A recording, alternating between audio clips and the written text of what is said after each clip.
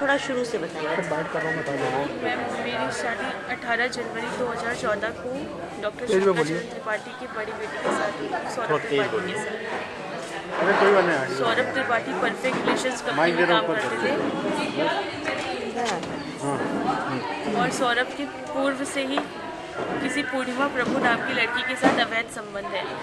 उनके संबंध 4 साल से चले आ रहे हैं। ये जानते हुए भी डॉक्टर शंकर चरण त्रिपाठी ने अपने बेटे का प्रस्ताव मेरे घर भेजा शादी के लिए और मुझसे शादी कराई।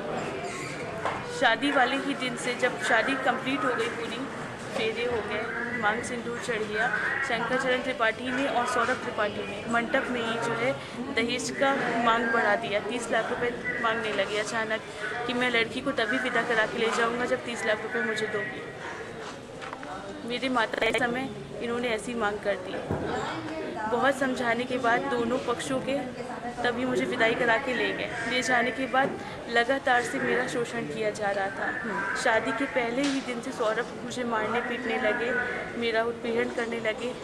शादी की दूसरी रात से सौरभ मेरे हाथों की नसें काट देते थे और कहते थे कि मैं ये साबित कर दूंगा कि तुम सुसाइड अटेम्प्ट करती हो, जबकि ऐसा कुछ भी नहीं था। मेरे पास सौरभ के खिलाफ और शंकर चरण त्रिपाठी के खिलाफ कुछ ऑडियो वीडियो हैं जो कि मुझे उनके मेमोरी कार्ड से प्राप्त हुए हैं। लगातार मुझे बंधक बना के रखते थे, मेरा यौन उत्पीड़न करते थे।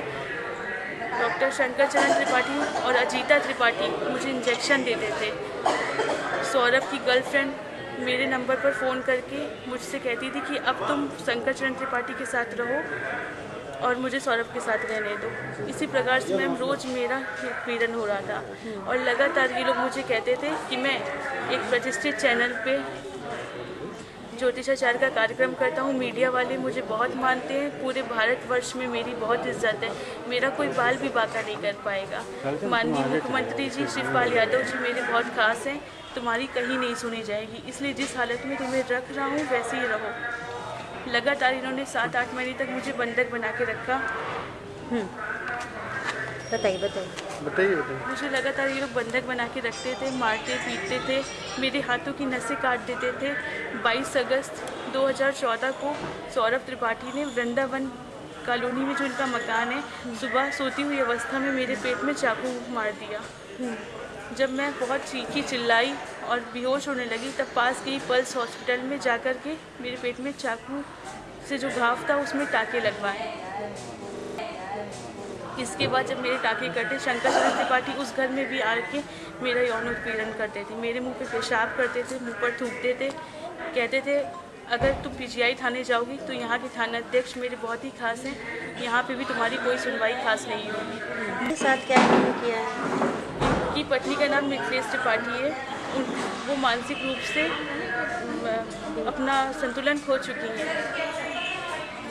उनसे आप बात लीजिए, वो खुद बताएंगे उनके साथ उन्होंने क्या किया है। वो कुछ भी बोलने लायक नहीं है, घर में एक कोने में पड़ी रहती है। उनको भी इंजेक्शन दिए जाते हैं, उनका भी मेरी तरह उत्पीड़न किया जाता है।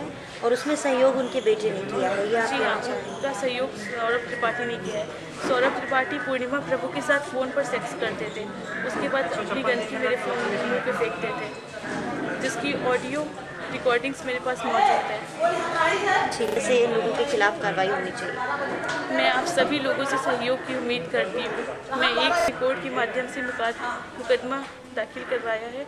मैं बस इतनी आप लोगों से निवेदन करती हूँ कि मेरी मदद कीजिए मुझे न्याय दिलाने में। ठीक।